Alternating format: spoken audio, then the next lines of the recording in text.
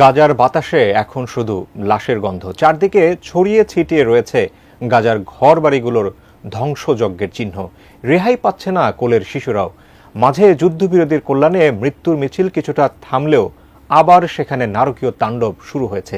এই অবস্থায় সেখানকার নিষ্পাপ শিশুগুলো ভয়াবহ ট্রমাটাইজ অবস্থায় রয়েছে।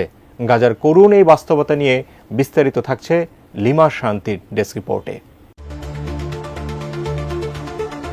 একের পর এক গোলাবর্ষণে গাজা ভূখণ্ডটিকে বিরান ভূমিতে পরিণত করা হয়েছে।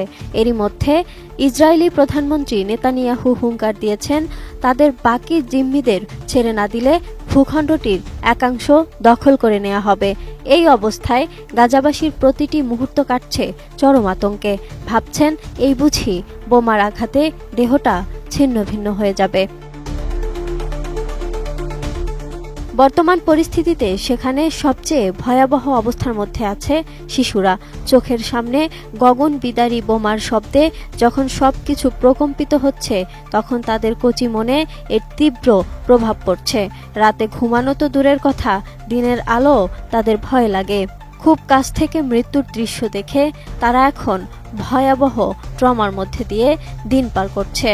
মনোবিজ্ঞানীরা বলছেন, এই অবস্থা চলতে থাকলে তাদের মানসিক বিকাশ তো দূরের কথা, ধীরে ধীরে তারা মৃত্যুর দিকে এগিয়ে যাবে। কোয়ালিটি সম্পন্ন আন্তর্জাতিক মানের CMT 500W CSRM committed for better still. সম্প্রতি যুক্তরাষ্ট্র ভিত্তিক সংবাদ মাধ্যম CNN এ এমন একটি সংবাদ প্রকাশিত হয়েছে। এতে বলা হয়, গত বছর সেপ্টেম্বরে সামাদ তুবাইল নামে একটি শিশুর সাক্ষাৎকার নিয়েছিলেন তারা।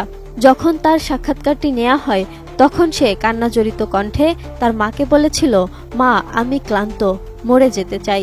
সে মাকে প্রশ্ন করে, আমার চুল কেন গজাচ্ছে না? আমি মরে গিয়ে জান্নাতে চুল ফিরে পেতে চাই মা। গাজার এই চিত্র শুধু এই শিশুর বেলায় নয়, হাজার হাজার শিশুর একই অবস্থা। চিকিৎসকরা বলছেন, ভয়ের কারণে তাদের শরীরে নানা সমস্যা দেখা দিচ্ছে। পরিস্থিতি পুরোপুরি ঠিক না হওয়া পর্যন্ত তাদের এ সমস্যা থেকে যাবে বলে জানান তারা। শিশুদের প্রসঙ্গে গাজার মনোরোগ বিশেষজ্ঞ ফাদেল আবু হিন্দ বলেন, মারাত্মক ট্রমার লক্ষণ তৈরি হচ্ছে শিশুদের মধ্যে। অনেকেই সরাসরি তাদের ভয় ও প্রতিক্রিয়ার কথা জানাচ্ছে, কিন্তু যেসব শিশু তা জানাতে পারছে না, তাদের অবস্থা বেশি খারাপ, যার কারণে শিশুদের মধ্যে দেখা যাচ্ছে খিঁচুনি, বিছানায় প্রস্রাব করা, ভয়, আগ্রাসী আচরণ, নার্ভাস বোধ এবং মা বাবার পাশ ছেড়ে না যাওয়া। এই মনোরোগবিদ বলেন, বড়রাই যেখানে ভয় পাচ্ছে, সেখানে শিশুদের অবস্থা কি হবে তা সহজেই বোঝা যায়। তিনি আরও বলেন, যুদ্ধ কবে শেষ হবে তা তার জানা নেই, তাই বলে হাল ছেড়ে দিলে চলবে না। তাদের চিকিৎসার জন্য তিনি সর্বদা প্রস্তুত আছেন।